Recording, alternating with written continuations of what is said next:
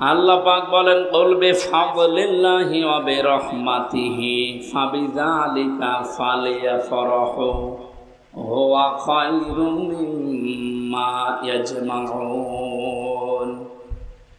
হে নবী, আপনি বলুন, পৃথিবীর মানুষকে আল্লাহ যা দিয়েছেন সবচাইতে বড় দয়ার প্রমাণ দিয়েছেন আল্লাহ কোরআন নাজিল করে।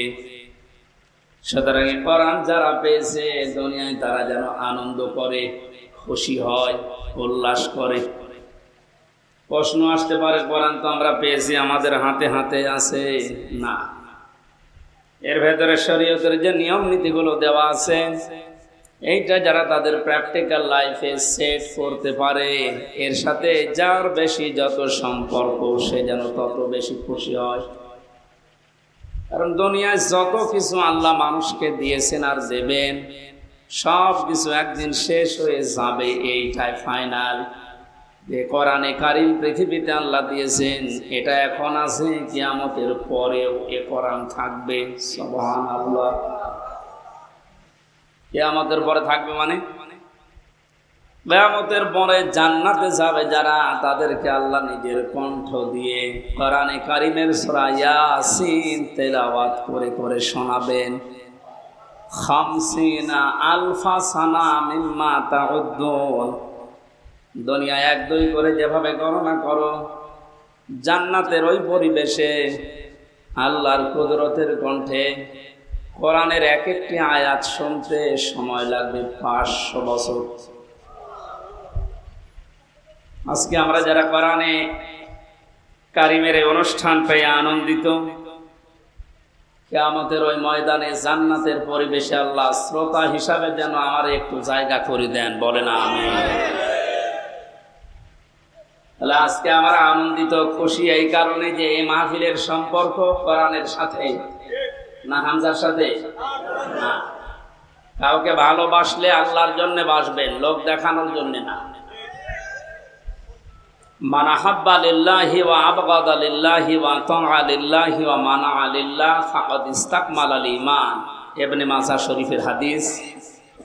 আল্লাহর নবী বলেন, কাউকে যদি ভালোবাসো লোক দেখানোর জন্য না, আল্লাহর জন্য ভালোবাসবা। ওপরে ওপরে না, ভেতর থেকে আল্লাহর জন্য যদি ভালোবাসাটা হয়, ঘৃণা করলেও আল্লাহর জন্য ঘৃণা করবে। কিছু দিতে চাইলে আল্লাহর দিকে তাকিয়ে দেবে। নিষেধ যদি করো, কাউকে কিছু দেওয়া থেকে বিরত থাকো, আল্লাহর জন্য থাকবা। ফাকাদ ইসতাকমালাল ঈমান। আল্লাহর নবী বলেন, সে যেন তার ঈমানকে পরিপূর্ণ করে নিল। জোরে বলেন সুবহানাল্লাহ। এই যে 4টা কথা এই হাদিসে আছে, শুনতে যত সহজ মনে হচ্ছে, এটা প্র্যাকটিক্যাল লাইফে মেলানো কি অত সহজ? অনেক কঠিন বিষয়। আল্লাহর জন্য কাউকে ভালোবাসা এটা এমনি আসবে না। ইন্নাল্লাযীনা আমানু ওয়া আমিলুস সালিহাতি সায়াজআলু লাহুমুর রাহমানু ওয়াদ্দা। আল্লাহ তাআলা বলেন, যারা ঈমান আনে আর দাবি অনুযায়ী দুনিয়ায় যারা ভালো কাজের আঞ্জাম দিতে পারে, তাদের প্রতি সৃষ্টি জগতের একটা ভালোবাসা আল্লাহ নিজে তৈরি করে দেয়। সুতরাং এটা ঈমানের দাবি অনুযায়ী যদি ভালো ভালো কাজে আঞ্জাম দিতে পারে, আপনার প্রতি সৃষ্টি জগতের ভেতরে ভালোবাসা মহব্বত পয়দা করে দেবে কে? আল্লাহ। আমরা যদি ভালোবাসি সত্যি কাউকে, আল্লাহর জন্য বাসবো। এই বাস্তবতা আমরা এখনো টের পাইনি অনেকে, এই জন্য হাদিসের ভাষা বুঝতে পারছি না। আল্লাহ আমাকে সহ যারা এসেছি এখন থেকে মরণ পর্যন্ত কাউকে কিছু দিলে আল্লাহর জন্য দেব। যদি নিষেধ করে, কারো সাথে যদি ঝগড়াঝাটি হয়, মারামারি হয়, মনোমালিন্য তৈরি হয়, এটা যেন আল্লাহর জন্য হয়। আল্লাহ আমাদের ঈমানকে পরিপূর্ণ করে দেবেন, আর পরিপূর্ণ ঈমানদারের জন্য আল্লাহর বানানো বাগান জান্নাত অপেক্ষা করছে। আল্লাহ আমাদেরকে তৌফিক দিন হাদিসটা আমল করার, বলেন আমিন। দরুদ আর সালাম পড়ছি আমাদের নবী, মানবতার মহান শিক্ষক মুহাম্মদুর রাসূলুল্লাহ সাল্লাল্লাহু আলাইহি ওয়াসাল্লামের প্রতি, যার আদর্শ পেয়ে আমরা খুশি না বেজা? খুশি। কিয়ামতের ময়দানে বিশ্ব নবী মুহাম্মদুর রাসূলুল্লাহকে যারা দুনিয়াতে আদর্শ মেনে চলতো, কিয়ামতে নবী তাদেরকে উম্মত বলে পরিচয় দিয়ে কাছে টানবে, সুপারিশ করে জান্নাতে পাঠিয়ে দেবে। এখানে ইয়াসিন এই শব্দ দুনিয়ায় আগে পরে আপনি কারো নামে পাবেন না। ইয়াসিন এটা নবীজির নাম। ওরা কোরআনে আল্লাহ 7টা নাম দিয়ে তাকে ডাক দিয়েছেন, তার ভেতরে ইয়াসিন, তাহা, মুহাম্মদ, আহমদ, আব্দুল্লাহ, মুজাম্মিল, মুদ্দাসসির। 1 নাম্বার ইয়াসিন। এই নামটা ডাকলেন কেন? ইয়া হরফে নেদা, ইয়া মানে হে, সিন মানে সাজ্জে। তাফসিরে কাবীর আল্লামা ফখরউদ্দীন রাজি রহমাতুল্লাহ আলাইহি সিন শব্দের 5টা ব্যাখ্যা দিয়েছেন। তিনি বলেন সিন মানে সাজ্জিদুল আলামিন, সিন মানে সাজ্জিদুল কাউনাইন, সিন মানে সাজ্জিদুল বাশার, সিন মানে সাজ্জিদুল আম্বিয়া, সিন মানে সাজ্জিদুল মুরসালিন। যেহেতু ইয়াসিন সূরার আলোচনা আজকে না, কোরবানির সামনে আমরা ওই রকম একটা আয়াত পড়েছি। আমি শুধু একটু টাচ দিলাম যে ইয়াসিনের ভেতরে আল্লাহ এগুলো দিয়েছে। আল্লাহ আমাদেরকে ইয়াসিন, আল্লাহর ঘোষণা দেওয়া একমাত্র নেতা দুনিয়ায় মুহাম্মদুর রাসূলুল্লাহ, তাকে অনুসরণ অনুকরণ করার তৌফিক যেন দান করেন। এটা জিলহজ মাস আরম্ভ হয়ে গেছে। পৃথিবীতে যত শ্রেষ্ঠ দিন আছে, রমজানের পরে, মুহররমের পরে সবচাইতে দামি দিন আল্লাহর কাছে এই 10 দিন। নবীজি উম্মতদেরকে জানিয়েছেন জিলহজ মাসের শুরু থেকে কুরবানির দিন পর্যন্ত যে 10টা দিন তোমরা পাবে, কমপক্ষে 7টা কাজ দুনিয়াতে না করে থাকবে না। তার 1 নম্বরে এ মাসের শুরুর আগ পর্যন্ত যারা দাড়ি, চুল, শরীরের বিভিন্ন অঙ্গ প্রত্যঙ্গের পশমগুলো কেটেছিলেন, এই 9 দিন না কেটে যেদিন আপনি কোরবানি করবেন তার আগের দিন কেটে ফেলবেন। 2 নম্বরে এ মাস আসার সঙ্গে সঙ্গে বিশ্বনবী মুহাম্মদুর রাসূলুল্লাহ রোজা রাখা আরম্ভ করতেন। যদি আমাদের অভ্যাসটা অনেকের নেই, মনে করে যে রোজা রাখলে আমার শরীর খারাপ হয়ে যাবে, গ্যাসের কারণে আমি রাখতে পারি না, এটা মিথ্যা কথা। রোজা রাখলে গ্যাস, আলসার এইগুলো আরো ভালো হবে। কারণ মানুষের শরীরের ভেতরে হজম করার যে সমস্ত যন্ত্রপাতিগুলো আল্লাহ দিয়েছে, এগুলোর একটা লিমিট আছে। খেতে খেতে এগুলোর লিমিট আমরা পার করে ফেলেছি, তখন মেশিন আর কাজ করে না, উল্টাপাল্টা রোগ দেখা দেয়। নবীজি যেহেতু এটা মেনে চলতেন, প্রতি মাসে 3টা রোজা রাখতেন, প্রতি সপ্তাহে 2টা রোজা রাখতেন। এই জন্য জীবনে কোনোদিন তার গ্যাস্ট্রিক, আলসার, পেটের পীড়া এগুলো দেখা দেয়। আর আমাদের সবার এই রোগগুলোই ভরা। আমরা তার এই নির্দেশ বাদ দিয়ে অন্যদিকে যাই, এই কারণে আমাদের রোগ শোক থেকে মুক্ত হওয়ার লাইন পাবে। নবীজি বলেন খাবারের পরে একটা সুন্নাত আছে, মিষ্টি খাওয়া। কি খাওয়া? বলেন বলেন। এটা ক্লাস চলছে, জবাব দেবেন ছাত্রের মতো। খাবারের আগে সুন্নাত আছে 3টা, খাবারের পরে কয়টা? আগে। পরেরটা আমাদের অনেকের মনে থাকে বা আমরা করি। আগে যে 3টা আছে ওটা মনেও থাকে না, ও করে। বিশ্বনবী জানিয়েছেন আমার উম্মতেরা যখন খাবার খাবে পেটকে যেন 3 ভাগ করে নেয়। খাবার পেলেই আপনি মরণের খাওয়া খাবেন না। 3 ভাগ করার ভেতরে 1 ভাগ খালি রাখবেন হজম হওয়ার জন্য, 1 ভাগ খাবার আর 1 ভাগ পানি। এটা দিয়ে যদি কেউ নিয়ম করে খাবারের পরে একটু মিষ্টি জাতীয় কিছু খায়, এগুলো হজম হতে সাহায্য করে, কোনোদিন ওর পেটের পীড়া দেখা দেবে না। এরপরে সপ্তাহে 2 দিন রোজা আছে, সোম আর বৃহস্পতিবার। এরপরে মাসে 3টা রোজা আছে, 13, 14, 15 তারিখ। এগুলো করলে আপনার হজম শক্তি বাড়তে থাকবে, কারণ মেশিন গুলো একটু রেস্ট পাবে। আমরা এগুলো রেস্ট দিতে চাই না। জনমের খাওয়া খায়, রুটি পর্যন্ত খায়, এরপরে মিষ্টি খাওয়া জন্য, তার মানে আরো খাওয়া চায়। আপনার রোগ বাসা বাঁধবে না, বাঁধবে কি?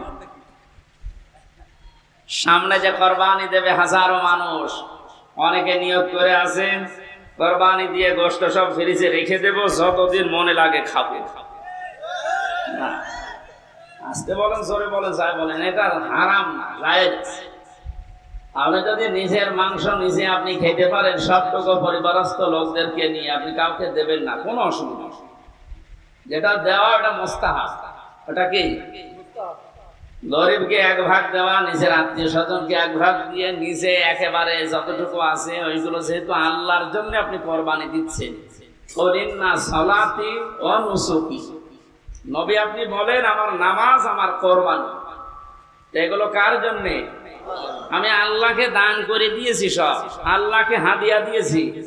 এরপরে আমি যে 3 ভাগের 1 ভাগ পেলাম, এইটাই তো বেশি। এরপরও যদি আপনার আত্মীয় স্বজন বেশি হয়, পরিবারের সদস্য বেশি থাকে, আপনি সব নিজে আনন্দ করে খেতে পারেন, পরিবারস্থ লোক বাইরের লোক দাওয়াত দিয়ে খাওয়াতে পারেন, অসুবিধা নেই। কিন্তু এটা ছোট মনের কাজ, যারা ফ্রিজে রেখে রেখে মাঝে মাঝে বের করে খায়। আমি খাবারের কথা বলছিলাম। বিশ্বনবী মুহাম্মদ রাসূলুল্লাহ খাবারের আগে যে 3টা সুন্নাতের কথা বলেছেন, আমরা যেন মনে রাখতে পারি। আমি তাহলে মাসে জিলহজ শুরু হলে নবীজি রোজা রাখতেন। এখানে রোজা আছেন কিনা আমি জানি না, আগামীতে কয়েকদিন সময় পাচ্ছেন, কোরবানির আগে যদি সমর্থ থাকে, শরীর স্বাস্থ্য ভালো থাকে, রোজা রাখবেন। 3 নম্বরে মাসে আসলে নবীজি জিকির বাড়িয়ে দিতেন। কি বাড়াতেন? আরো জোরে বলেন। জিকির কি? কোরআনে কারিমে আল্লাহ জিকির করার জন্য আদেশ দিয়েছেন, ওইভাবে উযকুরুল্লাহা কামা আল্লামাকুম, তোমরা জিকির করো আল্লাহর ওইভাবে যেভাবে আল্লাহ তোমাদের শিখিয়েছেন। বাংলাদেশের কুমিল্লা জেলার বড়ুরা আর দেবিদ্বার আমি খোঁজ রাখি কিছু না কিছু, এই সমস্ত জায়গাগুলোতে জিকিরের নামে যে ফিকির আরম্ভ হয়েছে কয়েক বছর ধরে, আগে ছিল কিনা আমি জানি না, এগুলো বন্ধ করবে। কারণ উযকুরুল্লাহ কামা আল্লামাকুম, জিকির করো ওইভাবে যেভাবে শিখিয়েছেন। হামজা কে? কামা আল্লামাকুম, যেভাবে আল্লাহ তোমাদের শিখিয়েছেন। এখন আল্লাহ জিকির শিখিয়েছেন কিভাবে? যেহেতু এই মাস আসলেই নবীজি জিকির বাড়িয়ে দিতে। আল্লাহ রাব্বুল আলামিন বলেন, নবী আপনি জিকির করবেন, ওয়াযকুর রাব্বাকা ফি নাফসিকা তাদাররুআ ওয়া খিফাতা ওয়া দুনাল জাহরি মিনাল কাওলি বিল গুদুবি ওয়াল আসাল ইলা আখির আয়াত। সূরা আরাফ 9 নম্বর পারার 15 নম্বর পৃষ্ঠা 13 নম্বর লাইনের 205 নম্বর আয়াত, এটা তাফসীর ইবনে কাসিরে পাবেন। আল্লাহ পাক বলেন, নবী আপনি জিকির করবেন 1 নাম্বার মনে মনে। কিসে? এই ছাত্রের মতো জবাব দিতে পারেন না, বলেন বলেন। 2 নম্বরে কান্না জড়িত কণ্ঠে, 3 নম্বরে ভীত সন্তুষ্ট হয়ে, 4 নম্বরে উচ্চ আওয়াজ বাদ দিয়ে। এটা যেহেতু রেকর্ড হচ্ছে, কালকে সারা দেশে ছড়িয়ে যাবে। এই ইবাদত এটা হাসি তামাশার জিনিস না। আল্লাহর কোন বিধানকে কেউ যদি খেল তামাশায় পরিণত করে দেয় জাতির সামনে, আল্লাহ পাক নিজে সেই লোকটার উপরে লানত দেয়। আর এটা বাংলাদেশের ব্রাহ্মণবাড়িয়া, কুমিল্লায় সবচেয়ে বেশি হয়। আল্লাহর নামে জিকির করতে করতে এমন জিকির আরম্ভ করে, কোরআনে নেই হাদিসে নেই, সব ওরা বানিয়েছে। অথচ আল্লাহ জিকির করতে বলেন কিভাবে? যেভাবে উনি শিখিয়েছেন। হামজা যেভাবে শিখিয়েছে ওইভাবে জিকির করলে সওয়াব হবে? এ সহজ কথা না বুঝে উল্টা দিকে নিয়ে যান। মানে আল্লাহর নাম বাদ দিয়ে কেউ যদি রাসূলুল্লাহর নাম নিয়েও জিকির করে, এত মর্যাদা যার কথা বললাম, ইয়াসিন হে নেতা, এই শব্দটা যাকে আল্লাহ নির্ধারিত করে দিয়েছেন, আল্লাহর ঘোষণা দেওয়া নেতা কয়জন, তার নামেও জিকির করা জায়েজ নেই। কেউ যদি ইয়া রাসূলুল্লাহ জিকির করে, কবিরা গুনাহ হবে। কারণ জিকির হবে আল্লাহর নামে, দরুদ হবে রাসূলের নামে। এক কথা বুঝতেছেন? আজকে থেকে সিদ্ধান্ত নেওয়া লাগবে যে জিকির আমরা আল্লাহ বাদে কারো করব না। আর 4টা পদ্ধতি দিয়েছেন আল্লাহ জিকিরের, মনে মনে, কান্না জড়িত কণ্ঠে, ভীত সন্তুষ্ট হয়ে, আর উচ্চ আওয়াজ বাদ দিয়ে। জিকিরের শব্দ হবে চারটা, সুবহানাল্লাহ, আলহামদুলিল্লাহ, লা ইলাহা ইল্লাল্লাহ, আল্লাহু আকবার। বাংলাদেশে এখন 48,000-এর উপরে সরকারি জরিপি দরবার আছে। আপনি একটা দরবার আমারে নিয়ে চলেন যেখানে এই চারটা শব্দের বাইরে জিকির হচ্ছে না, নিয়ে চলেন, আমি যাব। চট্টগ্রামের আব্দুল জব্বার রহমতুল্লাহ আলাইহির যে দরবার ছিল বাইতুর শর, এখানে নিয়ম নীতি ছিল, এখন অনেক পাল্টিয়ে ফেলছে।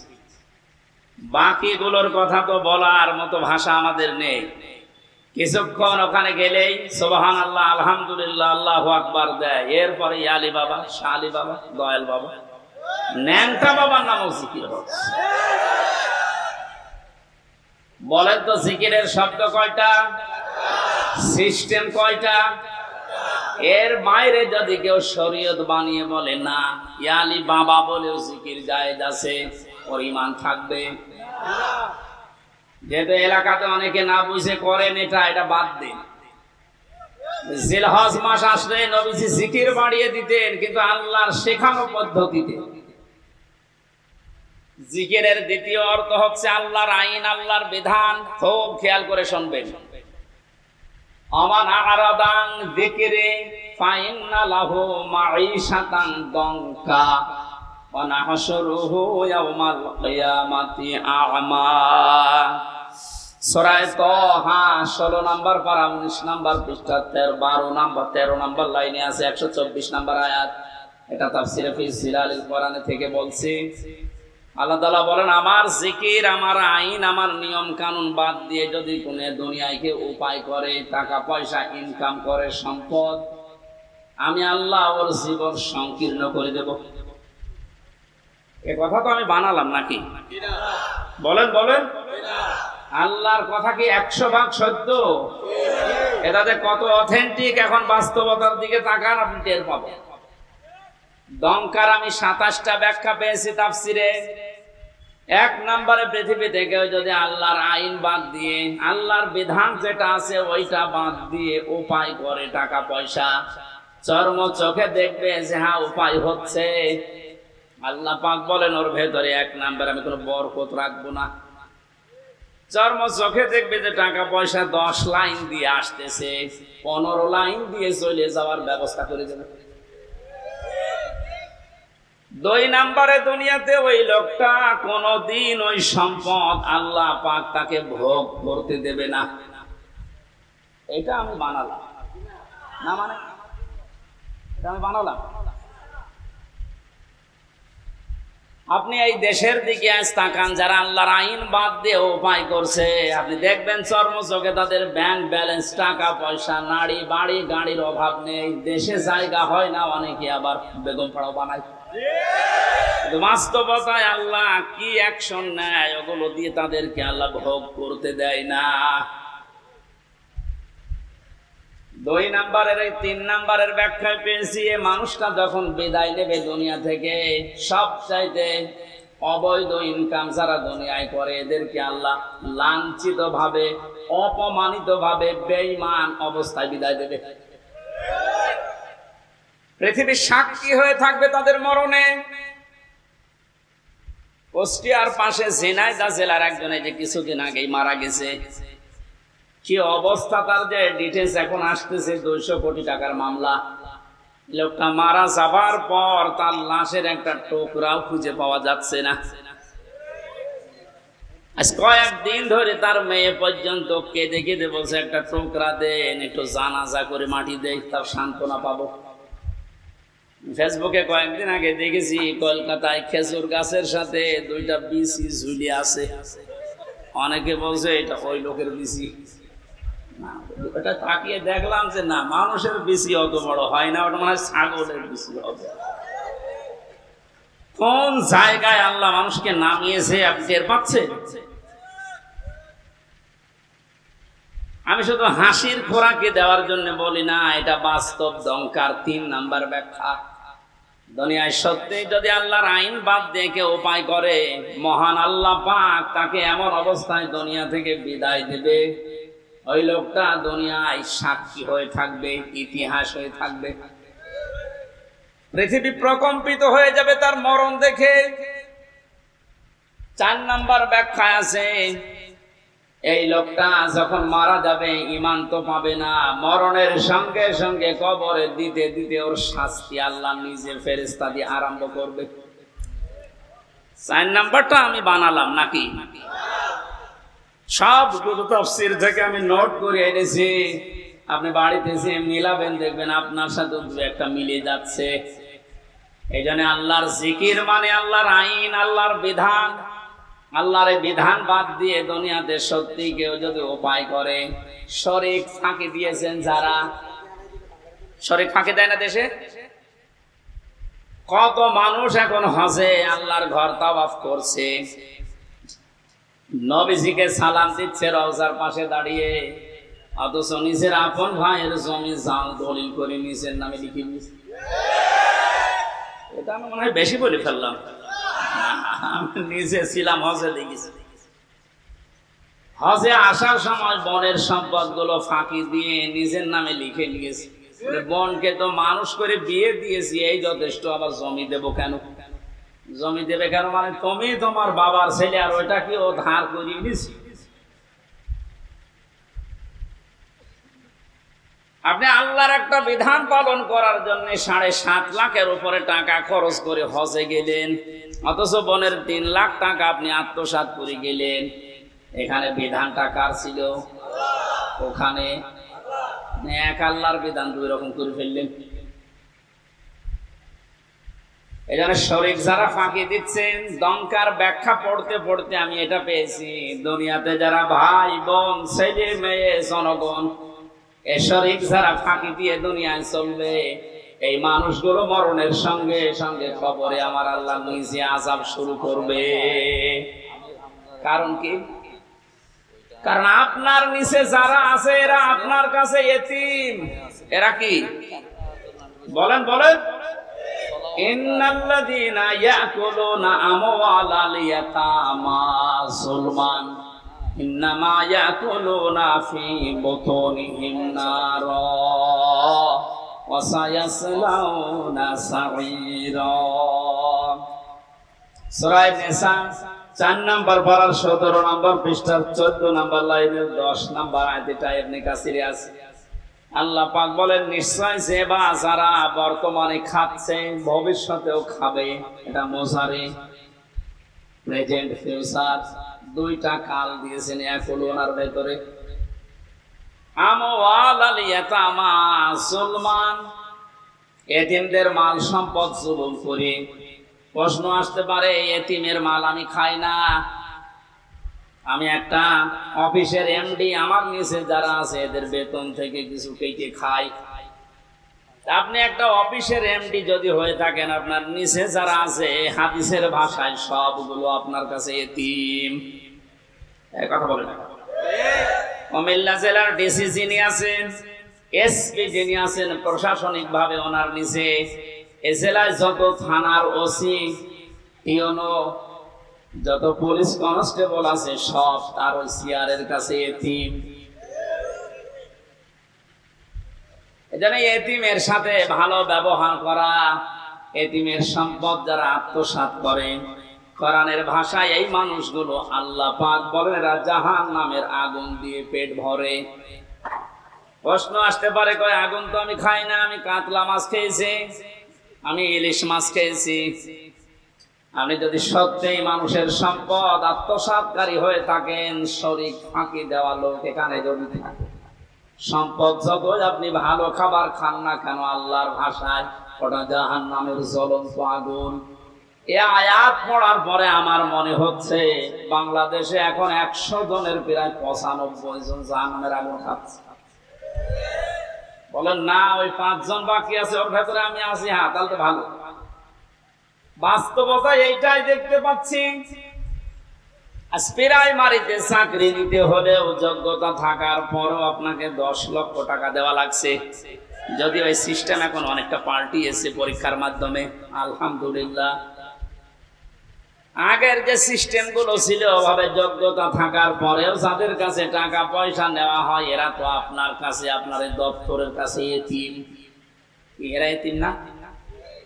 এদের কাছ থেকে আপনি হাদিয়া বলে নেন, আর তওফা বলে নেন, আর চাই বলে নেন, স্পিরিট মানি বলে অনেকে নেয়। এগুলো সব হবে আল্লাহর ভাষায় জাহান্নামের আগুন। আল্লাহ এতটুকু যদি শেষ করে দিতেন, ওয়াসায়াসলাউনা সাঈরা, সিন সাফা কদ লাম, এরকম 13টা শব্দ আছে আরবি গ্রামারে। কোন সেন্টেন্সের আগে যদি একটা আসে অর্থ হয় অতি তাড়াতাড়ি। আল্লাহ পাক এখানে সিন দিয়ে জানিয়েছেন, মানুষের সম্পদ যারা ফাঁকি দিয়ে খাও, জোর করে জুলুম করে অন্যায় ভাবে খাও, মিথ্যা মামলা দিয়ে তারা জেলে দিয়ে তার পরিবারের কাছ থেকে অবৈধভাবে টাকা নাও, না এদেশে বন্ধ হয়ে গেছে। হাজারো মানুষ এরকম বিপদে আছে। শরীক ফাঁকি দিয়ে যারা খাও, এই মানুষগুলো শুধু মরতে দেরি, যেহেতু তুমি বেঈমান হয়ে মরবে, ঈমান পাবে না। দংকার 4 নাম্বার ব্যাখ্যা। যারা অবৈধ ইনকাম করে ওদের ঈমান নসিব আল্লাহ বন্ধ করে দেয়। বলেন নাউজুবিল্লাহ। ওরা সঙ্গে সঙ্গে কবরে দেবেন। আল্লাহ নিজে বলেন জাহান্নামের আগুন সাঈর, যেটা এটা আমি লাগিয়ে দেব। এর আগে আমি বহুবার বলেছি, জাহান্নাম একটা, জাহান্নামের স্তর বা দরজা 7টা। জাহান্নামের দরজা কয়টা? এই 7টার ভেতরে সাঈর একটা। সাঈরে যাওয়ার জন্য যে 4 প্রকার মানুষের নাম আমরা কোরআনে পেয়েছি, তার 1 নম্বরে যারা এতিমের মাল আত্মসাৎ করে, ফাঁকি দেয়, শরীক যারা ফাঁকি দেয়, এদেরকে মরণের পরে আল্লাহ জাহান্নামে সাঈরে নিজে পাঠিয়ে দিয়ে আগুন লাগিয়ে দেবেন। কুমিল্লাবাসী কারো দিকে তাকিয়া, নিজের ইমানের দিকে তাকিয়ে বলেন তো, এখানে শরীক ফাঁকি দেওয়া মানুষ আছেন কিনা? আওয়াজ দেওয়া আকারে আওয়াজ দিবে, আমার মনে হয় এই এলাকায় সব নেই। এই শরীক ফাঁকি দিয়েছেন কারা? দেখি হাত তোলেন তো।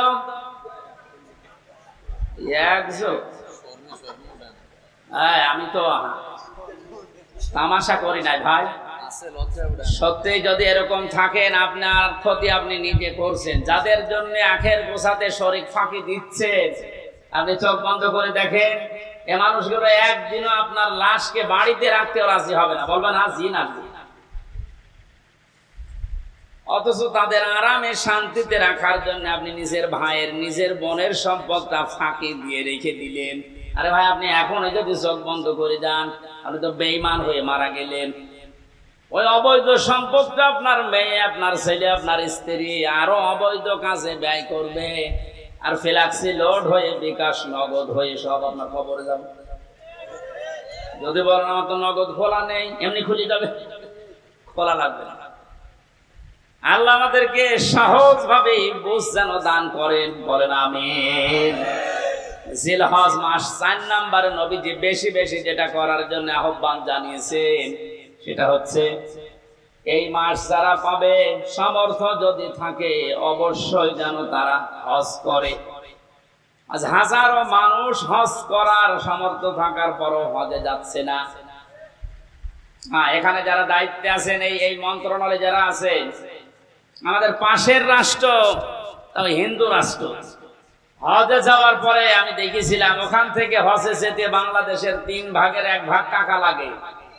তারাও তো এত দূর থেকে যায়। হজের খরচ যারা উল্টা পাল্টা করে বাঁচিয়ে সিন্ডিকেট করে এখান থেকে হাসিদেরকে আল্লাহর ঘর পর্যন্ত যেতে বাধা দিচ্ছেন, আপনিও আল্লাহর পথে বাধা দানকারী হিসাবে কিয়ামতে উঠবেন। এর সাথে যারা রিলেটেড আছেন তারা এখান থেকে সতর্ক হন, ওদেরকে সতর্ক করে। ওরা নিজেরা তো জাহান্নামে যাচ্ছে, আপনার সাপোর্ট নিয়ে আপনাকেও নিয়ে যাচ্ছে। যদি বলেন আমি কি করবো, আমার তো কিছু করার নেই, আমি একেবারে নিচে আছি। ঈমান রাখার জন্য যে পদ্ধতিগুলো আছে 3টা, ওটার একটাও তো আপনার থাকা লাগবে। মান রাআ মিনকুম মুনকারান ফালিয়ুগায়্যিরহু বিয়াদিহি। তোমাদের ভেতরে কেউ যদি আল্লাহ বিরোধী, শরীয়ত বিরোধী কোনো কাজ দেখে, সে যেন অবশ্যই তার হাতের দ্বারা বাধা দেয়। হাত মানে এই হাত, হাত মানে এই হাত। ইয়াদুন মানে শুধু এই হাত না, ইয়াদুন মানে ক্ষমতার হাত, আইনের হাত, প্রভাব প্রতিপত্তির হাত, দলীয় হাত। যে যে জায়গায় আছেন আল্লাহ বিরোধী, সমাজ বিরোধী, ইসলাম বিরোধী, মানবতা বিরোধী, কোন কাজ দেখলে আপনার ঈমান রাখার জন্য হলেও আপনাকে হাতের দ্বারা বাধা দেওয়া লাগবে। এটা যদি কেউ করে সে ফার্স্ট ক্লাস ঈমানদার। এটা যদি আপনি না পারেন, আপনার হাতে যদি প্যারালাইজড হয়, না সম্ভব না, এ করতে গেলে আপনার বিপদ আরো বাড়বে। তখন আপনি মুখের দ্বারা হলেও প্রতিবাদ করবেন, না এটা অন্যায়, এটা বন্ধ করেন। আর আমরা এটাই করছি।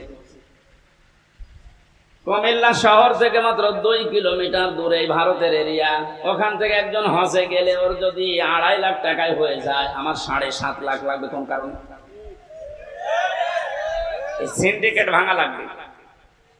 কোটি কোটি টাকার ব্যবসা করছে এখানে যারা দায়িত্বে আছে তারা।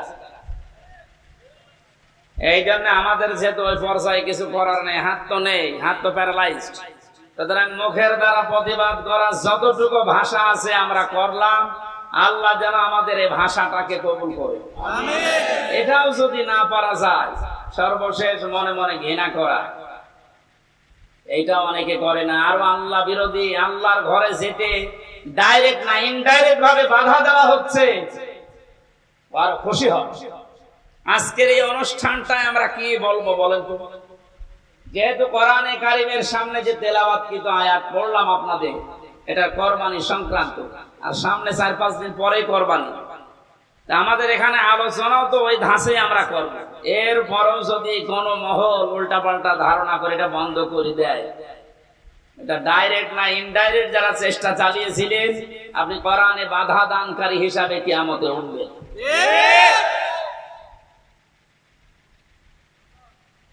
জাহান্নামের স্তর বলেছিলাম কয়টা? বলেন বলেন। এই 7টার ভেতরে একটা ভয়ঙ্কর দরজার নাম আছে। এই দরজা দিয়ে আল্লাহ তাদেরকে প্রবেশ করাবে যারা পৃথিবীতে কোরআনে কারিমের অনুষ্ঠানগুলোতে বাধা দেয়। আর এই দেশে এখন দিন দিন এই প্রদূষণ বাড়ছে। মানুষ ওগুলো খুব বেশি না, কয়েকটা। আল্লাহ আমাদেরকে হেদায়েত দান করেন, বলেন আমিন। এই জন্য হজ করার সামর্থ্য যাদের আছে, হজ অবশ্যই করে মারা যাবে। হজ করার সামর্থ্য থাকার পরও যদি কেউ হজ না করে মারা যায়, নবীজি বলেন ও হয় ইহুদি হয়ে মরবে, নাই খ্রিস্টান হয়ে মরবে, ওটা আমার দেখার দরকার নেই। ধরে বলেন নাউজুবিল্লাহ। জিলহজ মাসের এই আমলগুলো আমরা শুরু করতে পারি। আল্লাহ আমাদেরকে সবাইকে যেন তৌফিক দেন। সূরা মায়েদা 27 থেকে 34 এই আয়াতগুলো আমরা তেলাওয়াত করব এখন। এর আলোকে কোরবানির সামনে নিয়ে কিছু মাসলা মাসাইল আকারে তাফসীর নিয়ে কথা বলবো ইনশাআল্লাহ। জবান খুলে কোরআনের এই সোনালী আয়াতের অংশ বিশেষ একটু পড়ে, শয়তান যদি আশপাশে থাকে ও যেন চলে যায়। কারণ পৃথিবীর কোন ইবাদত করার আগে আউযুবিল্লাহ পড়া লাগে আমি পাইনি। নামাজ পড়তে হলে আউযুবিল্লাহ পড়া লাগবে, আছে? যদি না পড়েন আপনার নামাজ হবে না, এই কথা কেউ বলতে পারে। রোজা রেখেছেন, আউযুবিল্লাহ পড়েননি, আপনার রোজা হবে না। এই যে হজে যাচ্ছে যারা আউযুবিল্লাহ পড়েনি, হজ হবে না। কোরআন পড়তে গেলে যদি কেউ আউযুবিল্লাহ না পড়ে, কোরআন পড়া তো হবে না, আরো ওর গুনাহ হবে। কারণ এটা ওয়াজিব, তরক করার গুনাহ হবে। আইদা ক্বরাআতাল কুরআনা ফাস্তাইজ বিল্লাহি মিনাশ শাইতানির রাজীম। নবী আপনি যখন কোরআন আরম্ভ করবেন তখন আল্লাহর কাছে আশ্রয় চান শয়তান থেকে। এটা কি নফল না ওয়াজিব? বলেন বলেন। কেন এত গুরুত্ব বলেন তো? নামাজের মতো, রোজার মতো, হজের মতো এত বড় বড় বিধান পালন করতে গেলে আউযুবিল্লাহ পড়া লাগছে না, অথচ কোরআন পড়তে গেলেই পড়া লাগে। এই কারণেই, কারণ অন্যান্য ইবাদতে শয়তান মানুষকে যত না ধোঁকা দেয়, কোরআনের কাছে আসলে তার চাইতে বেশি ধোঁকা দেয়। কারণ শয়তান জানে যদি ওর কাছে আসে, আর এটা যদি জানে আমি শয়তানি করব কোথায়, কারণ শয়তানি করার জায়গা থাকবে না। এই জন্য সবচাইতে বড় বাধা ওর কোরআনের কাছে মানুষ আসতে চাইলে ও বিভিন্ন অ্যাঙ্গেলে বাধা দেয়। আজকেও বাধা দিচ্ছি।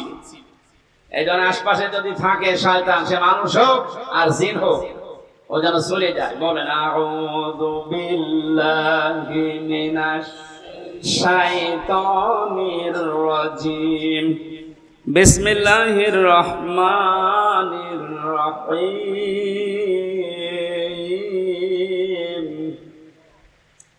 ওয়াতলু আলাইহিম নাবা বানাই আদামা বিল হক। সাদাকাল্লাহুল আযীম। সূরা মায়েদা 27 নম্বর আয়াত পড়েছি অংশ। কোন সূরা বলেন তো? মায়েদা মানে দস্তরখানা। মায়েদা মানে কি? দস্তরখানা নামে আল্লাহ একটা সূরা দিলেন, অথচ এর গুরুত্ব অনেকের কাছেই নেই। দস্তরখানা বিছিয়ে খাবার খাওয়ার সিস্টেম এখন টেবিল চেয়ার এসে উঠে গেছে। নবীজি নিচে মাটিতে বসে খাবার খেতেন দস্তরখানা বিছিয়ে, কিন্তু এখন এই সিস্টেমগুলো বাদ হয়ে যায়। কেন এই সিস্টেম ছিল বলেন তো? আল্লাহর নবী জানিয়েছেন কেউ যদি দস্তরখানা বিছিয়ে পড়ে যাওয়া খাবারগুলো তুলে খেতে পারে, ও যেন জান্নাতের হুরদের দেন মোহর আদায় করে ফেলেছে। সুবহানাল্লাহ, একটু বুঝে শুনে বলেন। আপনি কি এখনো মারা গেছেন? বলেন না কেন? জান্নাতে গেছে বলেন বলেন।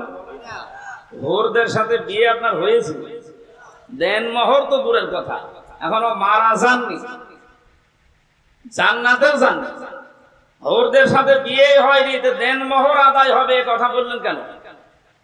ছোট্ট একটা আমল মাত্র। সত্যিই যদি আপনি এই আমল এখন থেকে জীবনে আরম্ভ করতে পারে, বিজ্ঞান এখন জানিয়েছে কেউ যদি মাটিতে বসে, পাটিতে বসে, নিচে বসে নবীজি যেভাবে খাবার খেতে, ওই খাবারের সুন্নাত আদায় করে খাবার খেতে থাকে, খেতে খেতে ওর অর্ধেক খাবার হজম হওয়ার কথা, কারণ ওইভাবে পেটে বসলে পেটে চাপ লাগে। আর আমরা যেভাবে বসে খাই ওইভাবে ওই সিস্টেম নেই, আমরা দিন দিন পাল্টিয়ে ফেলছি। দস্তরখানায় পড়ে যাওয়া খাবারটা খেলে কত বড় একটা সুসংবাদ পাওয়া যাচ্ছে, আমি এখনো মারাই গেলাম না, জান্নাতও পাইনি, হুরদের সাথে আমার বিয়েও হয়নি এখনো, অথচ দেন মোহর আদায় হয়ে গেছে। তার মানে নবীর এই কথার সিগনিফিকেন্স হচ্ছে আমি যেন জান্নাতে প্রবেশ করে ফেলেছি। ছোট আমল আমরা যেন না ছাড়ি, ছোট মনে করি, অনেক বড়। 2 নম্বরে বিশ্ব নবী বলেন, কোন মানুষ যদি দস্তরখানায় পড়ে যাওয়া খাবার তুলে খেতে পারে, ওর শরীরের ভেতরে যে 360টা হাড় আছে, জোড়া দেওয়া আছে হাড়গুলো, এই হাড়গুলোর সাদগা আমার আল্লাহ আদায় করে দেন। সাহাবায়ে কেরামের সামনে যখন এই হাদিসটা বলা হয়েছিল, গরিব সাহাবীরা বলে, হে নবী আমরা গরিব মানুষ, 360টা হাড়ে এই যে জোড়া দেওয়া আছে, যে আঙ্গুলের ভেতরে জয়েন্ট গুলো আছে, এই কেনো এর ভেতরে জয়েন্ট আছে, হাঁটুর ভেতরে জয়েন্ট আছে, 360টা আছে জোড়া জয়েন্ট। আপনি যদি দস্তরখানায় পড়ে যাওয়া খাবার খান, এর যে সাদগা হয়, সাদগা গুলো আল্লাহ নিজে আদায় করে দেয়। বলেছিলেন, হে নবী আমরা এত সাদগা আদায় করব কি করে? বিশ্ব নবী তখন এই আমলটা দিয়েছিলেন। আল্লাহ সাহাবীদের মতো আমলটা আমাদেরও করার তৌফিক দিন, আমিন। আর একটা কথা হাদিসে আছে, কেউ যদি মসজিদে কোনো ময়লা পড়ে থাকতে দেখে আর নিজের কাজ মনে করে ওটা তুলে ফেলে দেয়, তাহলে এই হাড়গুলোর জয়েন্টের সাদগা আদায় হয়। আমরা মসজিদের ময়লার দায়িত্ব মনে করি শুধু মুয়াজ্জিনের আর খাদেমের, আর আমরা সব আল্লাহর। মসজিদে আল্লাহর ঘরে কোনো কিছু যদি পড়ে থাকে ময়লা জাতীয়, ওটা তুলে ফেলে দেওয়া, এই দায়িত্ব কি শুধু মসজিদের খাদেমের, মুয়াজ্জিনের? আপনার কাছে যে প্রতিদিন সাদগা দেওয়া লাগবে, কি দিয়ে দেবেন? এরকম কিছু কাজ করা। এমনকি রাস্তায় কোনো কষ্টদায়ক বস্তু যদি পড়ে থাকে, ওইটা যদি কেউ তুলে ফেলে দেয়, সে যেন তার ঈমান আছে এটার প্রমাণ দেয়। আমি শুধু সুবহানাল্লাহ বলার জন্য বলছি না, এখানে খেয়াল করে, রাস্তায় কোনো কষ্টদায়ক কাটা হোক, একটা ইট হোক, ময়লা হোক পড়ে আছে, জনগণের কষ্ট হয়, এটা তুলে ফেলে দিলে নবীজি বলেন তোর ভেতরে ঈমান আছে, এটার প্রমাণ হচ্ছে যে ঈমান আছে। যে মুসলমানের ঈমানের 77টা শাখা, তার সর্বনিম্ন শাখা রাস্তার কষ্টদায়ক বস্তু তুলে ফেলে দেওয়া। সেই মুসলমান কোন মানুষকে দুনিয়ায় কষ্ট দিতে পারে, এটা কি বিশ্বাস করার মতো? সুতরাং অন্যান্য জাতির উপরে যে উল্টাপাল্টা কাজগুলো হয় মাঝে মাঝে দেখি এই দেশে, এগুলো কোনো মুসলমানের কাজ না, কাজ ওদেরই আমাদের উপর চাপিয়ে দেয়। কোন মুসলমান যদি এ কাজ করেও বুঝবেন ও মুসলমানের ভেতরে ঈমান নেই। বলেন তো, রাস্তার কষ্টদায়ক বস্তু তুলে ফেলা যেখানে ঈমানের একেবারে সর্বনিম্ন স্তর, সেই মুসলমান কোনদিন সন্ত্রাসী হতে পারে? বলেন বলেন, জঙ্গি? আপনি কাঁটা পেলে, রাস্তায় ইট পেলে আরো তুলে ফেলে দেবেন যেন মানুষের কষ্ট না হয়। আর বাংলাদেশের মানুষের ঘরের আবর্জনা, নিজের উঠানের ময়লা সব এনে রাস্তায় জমা করে, ও কোন ইমানের পরিচয় দিয়ে? আপনাদের কুমিল্লা জেলা একটু পরিষ্কার আছে, এই জন্য টের পাচ্ছেন। এগুলো যারা করছেন আপনার ইমানই নেই, এটা ইমানের সর্বনিম্ন একটা স্তর। এইটাও যদি আপনি না করতে পারেন, আরো রাস্তায় সব ময়লা মাটি এনে জমা করে, তা আপনি নবীর হাদিস অনুযায়ী বিশ্বাস করেন আপনার ইমান নেই। আপনার কি নেই? আপনি বলেন না আমি তো কালেমা পড়ি। আর এবার কালেমার তো সর্বনিম্ন স্তর এইটা, আপনার এইটাই নেই, তো প্রথমটা থাকলো কি করে? এখনো তো ৭৭টা আছে। আল্লাহ আমাদের সহজ ভাবে বোঝার তৌফিক দাও, বলেন আমিন। সূরা মায়েদা ১২০টা আয়াত আছে, ১৬টা রুকু আছে। ৪ নাম্বার রুকুর ২৭ নাম্বার আয়াতের অংশ পড়েছি, মাত্র একটা আয়াতের ৪ ভাগের ১ ভাগ। আপনি একটু খেয়াল করে শোনেন, কত কথা আল্লাহ এর ভেতরে লুকিয়ে রেখেছেন। হযরত আদম আলাইহিস সালামের ২ সন্তানের ব্যাপারে আল্লাহ আমাদেরকে শোনাতে বললেন। কুরবানি সংক্রান্ত বিষয় এখানে আছে। এই পৃথিবীতে প্রথম মানুষ হত্যা করেছিল এই কাবিল হাবিলকে। এই জন্য দুনিয়ায় যত হত্যা হবে অবৈধভাবে, এই লোকটার আমল নামায় মানুষ হত্যার একটা গোনা যেতেই থাকবে কিয়ামত পর্যন্ত। এই জন্য দুনিয়াতে এমন কোন কাজের আঞ্জাম তৈরি করা ঠিক না যে আপনি মারা যাওয়ার পরও এটা জারি থাকে, এরকম কাজ এদেশে নেই। জেনে শুনে বুঝে শুনে এরকম কোন কাজে হাত দেবেন না যে আপনি নেই, অথচ এটা বিকাশ হয়ে আপনার কবরে যাচ্ছে। আল্লাহ রাব্বুল আলামিন সতর্ক করছেন, অতলো হে নবী আপনি তেলাওয়াত করেন, আলাইহিম নাবাবানাই আদম বিল হক। এটা কুমিল্লার দেবীর দ্বার, এই যে উম্মত গুলো বসে আছে এদের সামনে আপনি তেলাওয়াত করেন আদম নবীর ২ সন্তানের কাহিনী, যথাযথভাবে সঠিকভাবে এদেরকে আপনি ইতিহাস শোনান। প্রশ্ন আসতে পারে, হাজার হাজার বছর আগে পৃথিবীর প্রথম মানব হযরত আদম আলাইহিস সালাম, তার ২ সন্তানের কাহিনী শুনে আমরা করব কি না? তারা যে একটা বিষয়কে নিজেদের পক্ষে আনার জন্য আল্লাহর যে পদ্ধতি কোরবানি দেওয়া, আমি ইতিহাস বলার জন্য এখানে বসি নাই, তাফসীর থেকে কয়েকটা কথা আনার জন্য, শিক্ষা দেওয়ার জন্য বলছি। হযরতে আদম নবীর সন্তান জোড়া জোড়া তৈরি হতো ওই সময়। আগের পক্ষের পরের পক্ষের এভাবে মিল করে তিনি বিয়ে দিতেন, যেহেতু মানুষের সময় কম ছিল, ওই সময় শরীয়তে ওটা জায়েজ ছিল। বিবাহ দেওয়ার জন্য তাসলিমা আর আকলিমা, মেয়েটা সুন্দর ছিল, এই জন্য আগের পক্ষের এই কাবিল বলে না আমি এটা মানি না, আমার পক্ষে যে আসবে এটা সুন্দরী হয়নি, এই জন্য আমি ওকে বিয়ে করব না, আমি ওইটা চাই।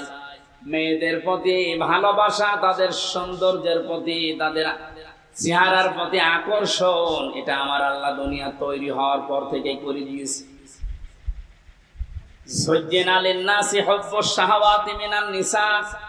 মানুষকে আমি শোষণ করে দিয়েছি, আকর্ষণীয় করে দিয়েছি ৯টা জিনিসকে তাদের সামনে। ১ নম্বরে মেয়ে লোকের চেহারার প্রতি ভালোবাসা, আকর্ষণ, এটা তৈরি করে দিয়েছে কে? এই যে পরীক্ষার জিনিস এটা। এখন যদি বলেন আল্লাহ তৈরি করে দিয়ে আল্লাহ আবার আমাকে শাস্তি দেবে কোন কারণে, এইটাই পরীক্ষা। আপনার মতোই মানুষ আর একজন আছে, সে তো এরকম সুযোগ পাওয়ার পরও এই কাজ করে না, আপনি করলেন কেন? হযরত আদম নবী আলাইহিস সালামের মনে শান্তি ছিল না, তাকে আমার আল্লাহ জান্নাতে এত নিয়ামত দিয়েছিলেন, তারপরও তিনি আনন্দ শান্তি পাচ্ছিলেন না। আল্লাহ রাব্বুল আলামিন তার মনের অবস্থা বোঝার পর তিনি যখন নিদ্রায় গেছেন তন্দ্রাচ্ছন্ন, ওই সময় একটা হাড় তার শরীর থেকে বের করে সুন্দরী মহিলায় যে হাওয়া আলাইহিস সালামকে বানিয়ে রেখেছিলেন। তাফসীরে কাবীরের ভেতরে পেয়েছি পৃথিবীতে ৪ জন মহিলাকে আল্লাহ সবচাইতে সৌন্দর্য দিয়েছেন, তার ভেতরে হাওয়া আলাইহিস সালাম ১ নাম্বার, ইব্রাহিম নবীর প্রথম স্ত্রী হযরতে সারা ২ নাম্বার, হযরতে ইউসুফ নবীর স্ত্রী জুলাইখা ৩ নাম্বার, ৪ নম্বরে মুহাম্মদ রাসূলুল্লাহর ছোট মেয়ে হযরতে ফাতিমাতুজ জোহরা রাদিয়াল্লাহু তাআলা আনহা। এখন ঐশ্বরিয়ায় যত সুন্দর আপনার কাছে মনে হয়, পরিমণি যত সুন্দর মনে হয়, হযরতে হাওয়া কত সুন্দর ছিলেন বলেন। তিনি যখন বসে আছে বামে, ঘুম থেকে ওঠার পরে তিনি দেখলেন, তাফসিরে মুফাসসির বলেন হযরতে আদম হাওয়াকে দেখেই তাকিয়েছেন এবং ধরতে গেছেন। আল্লাহ পাক বলেন, আদম এটা তাকানোও যাবে না, ধরাও যাবে না। হযরতে আদম বলছে, আল্লাহ তাকানো যাবে, ধরা যাবে কি করলে সেটা বলেন। আমার মনে হয় বাংলাদেশের অনেক যুবক এমন আছে, নামাজের ফরজ জিজ্ঞাসা করেন বলতে পারবে না, বিয়ে করা ফরজ এটা বলতে পারবে। আল্লাহ পাক কয়দিন জানিয়েছেন, হ্যাঁ ধরা যাবে, তাকানো যাবে, বিয়ে করা লাগবে। আদম আলাইহিস সালাম আগে পেছনে না ভেবে বলছে, আল্লাহ আমি রাজি আছি। আল্লাহ পাক শর্ত দিয়েছেন, বিয়েতে রাজি হয়ে গেলে বিয়ে করতে হলে মোহর দেওয়া লাগবে। এটা নেই। এখান থেকে মাসলা বের হয়, অজানা আছে না কোন মহিলাকে নিয়ে যদি আপনি তাকাতে চান, আনন্দ করতে চান, ধরতে চান, এটা বিয়ে করা শর্ত। বিয়ের আগে প্রেম বলেন, ভালোবাসা বলেন, পবিত্র বলেন, কিছুই জায়েজ নেই। অনেকে বলছে না এটা পবিত্র ভালোবাসা, প্রেমিকার মাথায় পর্যন্ত হাত দিয়ে বলছে, আল্লাহর কসম আমি তোরে ভুলে যাব না, এটা জায়েজ আছে? আরে তুই হাত দিলি কোথায়? বিয়ের আগে তোর মাথায় না, ওর দিকে তাকানো যায় ছিল না, তুই মাথায় হাত দিয়ে বলছি, তোমার মাথায় হাত দিয়ে আল্লাহর কসম করছি তোমার ভুলে যাবো না, পুরাটাই গোনা, জিনা হয়ে গেছে। আদম নবী আলাইহিস সালাম যখন বলেন আমি রাজি আছি, আল্লাহ বলেন আগে বিয়ে করো, দেন মোহর কই? নেই। আল্লাহ পাক সুযোগ দিয়ে জানিয়েছিলেন, আমার নবী মুহাম্মদুর রাসূলুল্লাহর উপরে 10 বার দরুদ শরীফ পড়ো, এইটাই দেন মোহর হিসাবে মেনে নিলাম। বিয়ে করার পরে আল্লাহ এবার তাকে আদেশ দিলেন, আমরা যারা আদম নবীর সন্তান এখানে বসে আছি, মিলান তো আপনার জীবনে এটা আছে কিনা বলবো। وَقُلْنَا يَا آدَمُ اسْكُنْ أَنْتَ وَزَوْجُكَ الْجَنَّةَ وَكُلَا مِنْهَا رَغَدًا حَيْثُ شِئْتُمَا وَلَا تَقْرَبَا هَٰذِهِ الشَّجَرَةَ فَتَكُونَا مِنَ الظَّالِمِينَ। জন্মের পর থেকে আয়াতটা আমিও শুনেছি, এর ভেতরে যে এত গুরুত্বপূর্ণ 4টা শিক্ষা আছে, অনেকে আমরা জানি না। আলেম যারা আছেন তাদেরকে আবার বলছে, একটু খেয়াল করেন। হযরতে আদম নবীকে আল্লাহ আলাইহিস সালামের সাথে বিবাহ পড়িয়ে দিলেন, জিবরাইলকে সাক্ষী দিয়ে, ডাক দিয়ে বললেন, আদম তোমার বউকে নিয়ে এবার তুমি যাও জান্নাতে। জান্নাত আদম আলাইহিস সালামের বাড়ি আর আমাদের বাবার বাড়ি।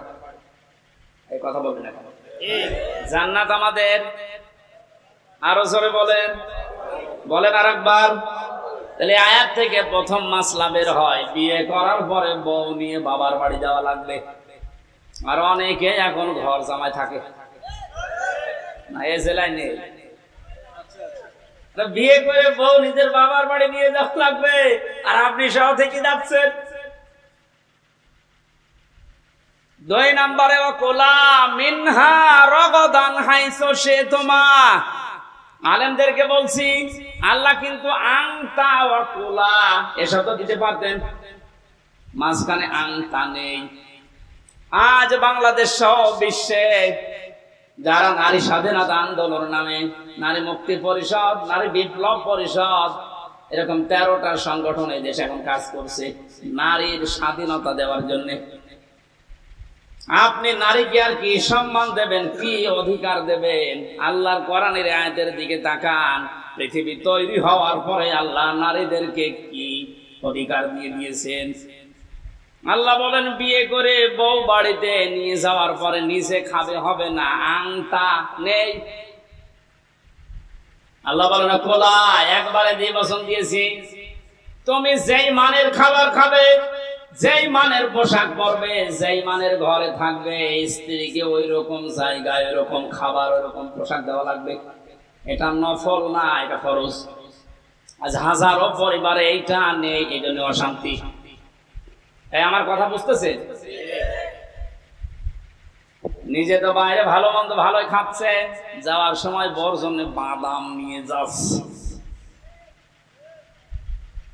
আপনি যে মানের খাবার খেয়েছিলেন, যে মানের পোশাক পরেছিলেন, সেই মানের থাকেন, ওইভাবে তার ব্যবস্থা করে দেওয়া লাগবে। এটা নির্দেশ আল্লাহ আদম নবীর উপরে। আল্লাহ বলতে পারতেন, আনতা হে আদম তুমি মরণের খাওয়া খাও, এরপরে যদি থাকে বউকে দাও না। একবারে তোলা দিয়ে আল্লাহ মেয়েদেরকেও আমাদের সাথে শামিল করে দিয়েছেন সমান। 3 নাম্বারটা তো আরো কঠিন। হাইসো সে তোমা, যেখানে ইচ্ছা যাবে এই বাগানে এই জান্নাতে, যা ইচ্ছা খাবে। তার মানে আয়াত থেকে মাসলা বের হয়, বিয়ে করার পরে বউকে তালাবদ্ধ হয়ে ঘরে বসিয়ে রাখবেন না, মাঝে মাঝে তাকে বেড়াতে নিয়ে যান বিভিন্ন জায়গায়। আপনি এমন এমন জায়গায় নিয়ে যাবেন যেন সে আনন্দ পায়। এমন একটা অনুষ্ঠানে নিয়ে যান। হ্যাঁ, এখানে আর শেষের শব্দ একটু ঝামেলা আছে। আল্লাহ বলেন হাইসো সে তোমা, তুমি নিয়ে যাও যেখানে ইচ্ছা, যাও যা ইচ্ছা খাও। দোয়ালা তাকরাবা হাদিহি শাজারা, এই গাছের কাছে যাবে না। কোন গাছ? না, এটা আমিও জন্মের পর থেকে শুনছি যে গন্ধম গাছ। আরে ভাই, এটা যদি শুধু গন্ধম গাছ উদ্দেশ্য হবে, দুনিয়ায় আয়াত নাজিল করার আল্লাহর দরকার কি? আধুনিক তাফসীর গুলো আপনি দেখবেন, সেখানে শুধু গন্ধম গাছ না, প্রায় 33টা অর্থ লেখা আছে। আপনার বউ নিয়ে আপনি এমন বর্ডার পার হওয়া যাবে না যে বর্ডার পার হলে আপনি আবার বিপদে পড়েন। কুমিল্লা শহর থেকে 2 কিলোমিটার পরে ভারতের কি বর্ডার, বলেন না কেন? পাসপোর্ট বাদ দিয়ে, ভিসা বাদ দিয়ে কেউ যদি যায়, নিরাপদে যেতে পারবে। ওটা সীমানা, বর্ডার। আল্লাহ পাক বলেন আমারও বর্ডার আছে দুনিয়ায় 500। কত? 500 বর্ডার জানেন? এগুলো শরীয়তের বর্ডারের ভেতরে দেওয়া আছে। দুনিয়াতে বিবাহ করার পরে বউ নিয়ে আসবা, খাবা, চলাফেরা করবা, অনুষ্ঠানে যাবা, কোনো বাধা নেই। কিন্তু সাবধান, আল্লাহর বর্ডার যেন পার না হয়। এমন অনুষ্ঠানে যাওয়া যাবে না যেখানে গেলে নিজেরও পর্দা থাকে না, বড় পর্দা থাকে না। এরকম অনুষ্ঠান দেশে নেই? শিশু মেলায় যাচ্ছে বউ নিয়ে, শিশু নেই, শুধু শিশুর খালার আর মামারা। ওখানে গেলে আপনার আরো অ্যাক্সিডেন্ট হবে। সুতরাং যদি জানেন যে এখানে গেলে নিজের আল্লাহর বিধান মানা যায় না, বউ মানতে পারবে না, ওইরকম অনুষ্ঠানে যাওয়া যাবে না। ওইরকম বিবাহ অনুষ্ঠানে যাওয়া যাবে না যেখানে গেলে নিজে আল্লাহর বর্ডার পার হয়ে যাওয়া লাগে, স্ত্রীও পার হতে বাধ্য হয়। এখন যদি বলেন না গেলে আবার আত্মীয়তা থাকে না, আল্লাহর বিধান বাদ দিয়ে যদি আত্মীয়তা নষ্ট হয়ে যায়, যাক, ওইরকম আত্মীয় দরকার নেই। যে আত্মীয়র কারণে জাহান্নামের আগুনে যাওয়া লাগবে, ওইরকম আত্মীয় থাকার চাইতে না থাকাই ভালো। লা তাআতা লিমাখলুকিন ইল্লা বিমাসিয়াতিল খালিক। আল্লাহর নাফরমানি হয় এরকম কোন কাজ দুনিয়ায় কারো অনুসরণ করা, আনুগত্য করা জায়েজ? বলেন বলেন। আল্লাহ ছোট কথাটা আমাদেরকে বড় পরিসরে বোঝার তৌফিক দিন। সুতরাং বউকে নিয়ে এমন কোন অনুষ্ঠানে, এমন কোন জায়গায় যেতে পারবেন না যেখানে গেলে আল্লাহর বিধান আর মানা যায় না। যদি কেউ যায়, ফাতাকুনা মিনাজ জালিমিন, সে জালেম হয়ে যাবে। আর জালেমদের জন্য আল্লাহ নিজে মামলা রেডি করে রেখেছে। বলেন নাউজুবিল্লাহ। কোরআনে যত আয়াত আমি পড়েছি সব চাইতে সূরা শূরা 25 নাম্বার পারা, 6 নাম্বার পৃষ্ঠা, 12 নাম্বার লাইনের 42 নাম্বার আয়াতটা আমাকে আতঙ্কিত করে বেশি। এই এদিকে তাকা। সূরা শূরার 42 নাম্বার আয়াত একটু মিলান।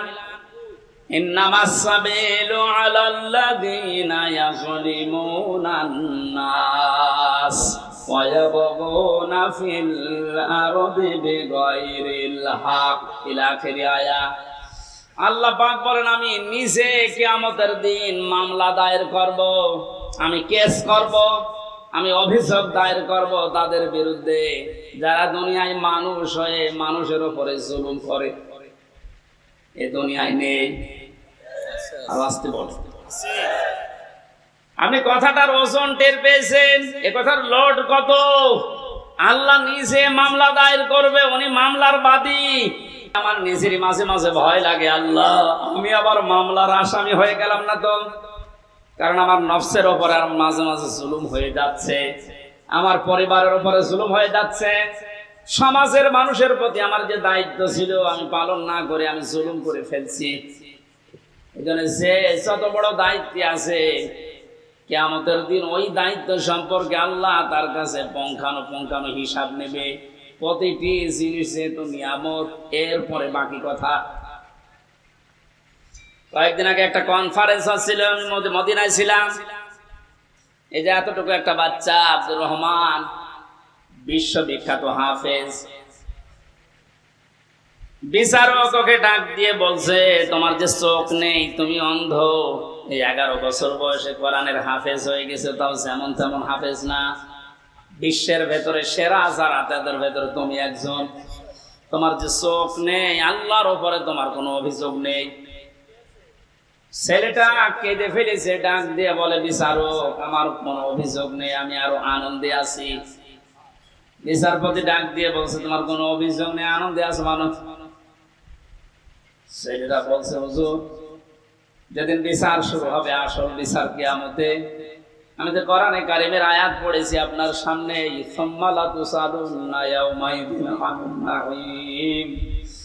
কিয়ামতের দিন প্রতিটি নিয়ামতের হিসাব আল্লাহ নিচে ধরবেন।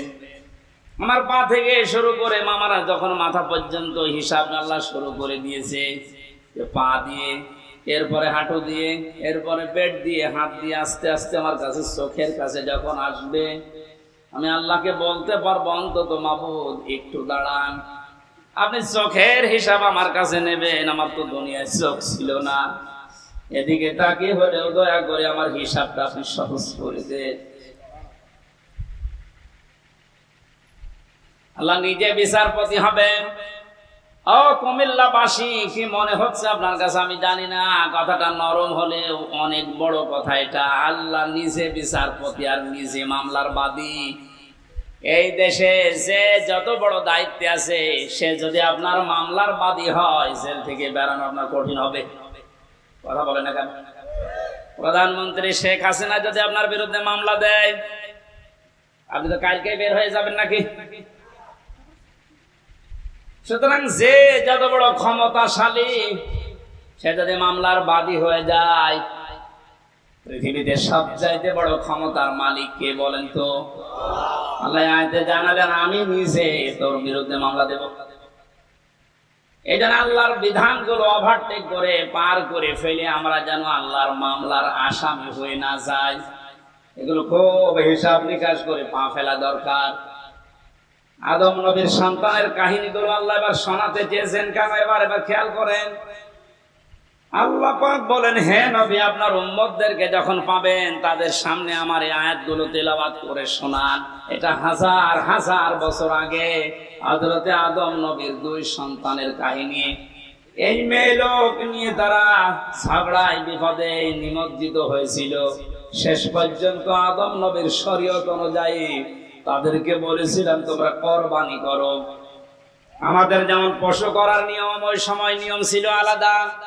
ওরা এরকম চাটিয়াল ময়দানে পশু জবাই করে রেখে আসতো, আগুনের ঝলক আকাশ থেকে এসে পুড়িয়ে ফেলতো, তারটা কবুল হয়েছে তো, আর যারটা পড়ে থাকতো তারটা কবুল হতো না। আমার মনে হয় এই শরীয়ত যদি এখন আমাদেরও থাকতো, এই দেশে কত মানুষের কোরবানি ধরা পড়ে যেত।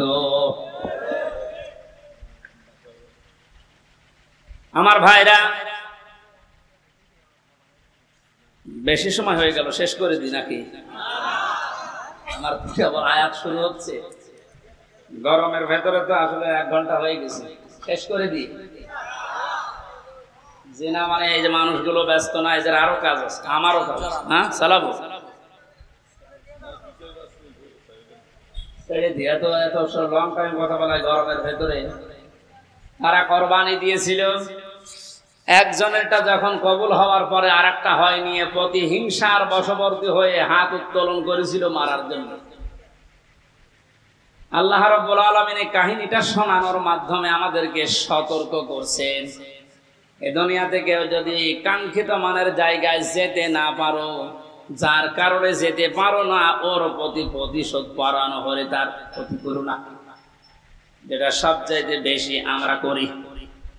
ইয ক্বাররাবা কুরবানান ফাতুকব্বিলা মিন আহাদিহিমা ওয়া লাম ইউতাকাব্বাল মিনাল আখার ক্বালা লা আকতুলান্নাক।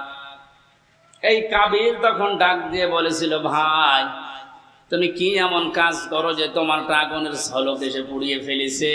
আমিও তো তোমার সাথেই বসবাস করি, আমারটা নিয়ে নিল না। তুমি যেহেতু পথে এখন বাধা হয়ে আছো, তোমার এই রাখবো না, তোমার শেষ করে দেই। হযরতে কাবিল হাবিল ওই সময় যে কথাটা বলেছিল, শুধু ওই সময়ের জন্য না, এটা কিয়ামত পর্যন্ত আয়াতটা কোরআনে থাকবে, এখন আছে, আমাদের জন্য শিক্ষা হচ্ছে। হাবিল বলেছিল, ক্বালা ইন্নামা ইয়াতাকাব্বালুল্লাহু মিনাল মুত্তাকিন। হে ভাই কাবিল, কান খাড়া করে শোনো, দুনিয়াতে শুধু তাকওয়া, মুত্তাকি যারা, এই মানুষগুলোর সম্পদ, জীবন আল্লাহ কবুল করে থাকে। আয়াত দ্বারা প্রমাণিত আমরা যারা কোরবানি এখন দিচ্ছি, সামনে কেনার জন্য প্রস্তুতি নিচ্ছেন, আপনি যদি মুত্তাকি হতে না পারেন, আপনার জীবনের কোরবানি কিন্তু কবুল হবে না। কোরআনে কারিমে আল্লাহ যেখানে কোরবানি শব্দের ব্যাখ্যা দিয়েছেন যে কোরবানি করো, ওর আগের শব্দে আমার আল্লাহ দিয়েছেন নামাজের কথা। এজন্য এখানে যারা নামাজ আদায় করেন না বা নামাজ পড়েন না, নামাজের শিক্ষা যাদের জীবনে নেই, এক কথায় ফতোয়া দেওয়া যায় যে আপনার কোরবানি হচ্ছে না। ফাসাল্লি লিরাব্বিকা ওয়ানহার, আগে কোরবানি করো, এরপর নামাজ পড়ো। বলেন বলেন। এই জন্য নামাজ যারা পড়ে না, তাদের সাথে ভাগ দিলেও আপনারটা হবে না। এটা একটু পড়া হয়ে যাবে। আরে ভাই, এই যে পুরাটা মিলে হাত, এতটুকু যদি না থাকে, বাকিটুকু দিয়ে কিছু করা যাবে? যদি বলেন একটু চুলকিয়ে দেন তো কোনো জায়গায়, এতটুকু দিয়ে চুলকাতে পারবেন? আল্লাহ ফাসাল্লি আগে দিয়েছেন যে নামাজ আদায় করো আগে। আরে নামাজের শিক্ষার ভেতরে যে 27টা আছে, তার ভেতরে একটা শিক্ষা হচ্ছে ওয়ানহার, কোরবানি করো। কোরবানি এটা শুধু পশুর ভেতরে সীমাবদ্ধ না, ইসলাম মানতে গিয়ে আপনাকে কোরবানি করা লাগবে। আপনার সম্পদ, আপনার জীবন, আপনার সময়, আপনার লেখনী, আপনার বক্তব্য সব যেন আল্লাহর জন্য, ইসলামের জন্য, আপনি কোরবানির জন্য প্রস্তুতি নিতে পারেন। এই শিক্ষা 1 বছর পর পরে আমাদের দিতে আসে। পশু কোরবানি করার আগেই নিজের ভেতরের পশুত্বকে যদি আমরা কোরবানি করতে না পারি, কিয়ামত পর্যন্ত হায়াত পেয়েও আপনার কোরবানি আপনি ওই কাবিলের মতো কবুল করাতে পারবেন না। এই জন্য যারা জবাই করার জন্য প্রস্তুতি নিচ্ছেন, কোরবানি পশুর গলায় ছুরি দেওয়ার সঙ্গে সঙ্গে নিয়ত করবেন, আল্লাহ আমার ভেতরের যে পশু আছে, অহংকার, হিংসা, দাম্ভিক্য, এটা আমি আজকে জবাই করে দিলাম। এইরকম কোরবানি দেওয়া মানুষ বাংলাদেশে ভরি ভরি। আল্লাহ, যারা আমরা কোরবানি দিচ্ছি, এভাবে কোরবানি দেওয়ার তৌফিক আমাদেরকে তুমি দান করো, যেন কাবিলের মতো হয় না, হাবিলের মতো কবুল হয়ে যায়। বলেন আমিন।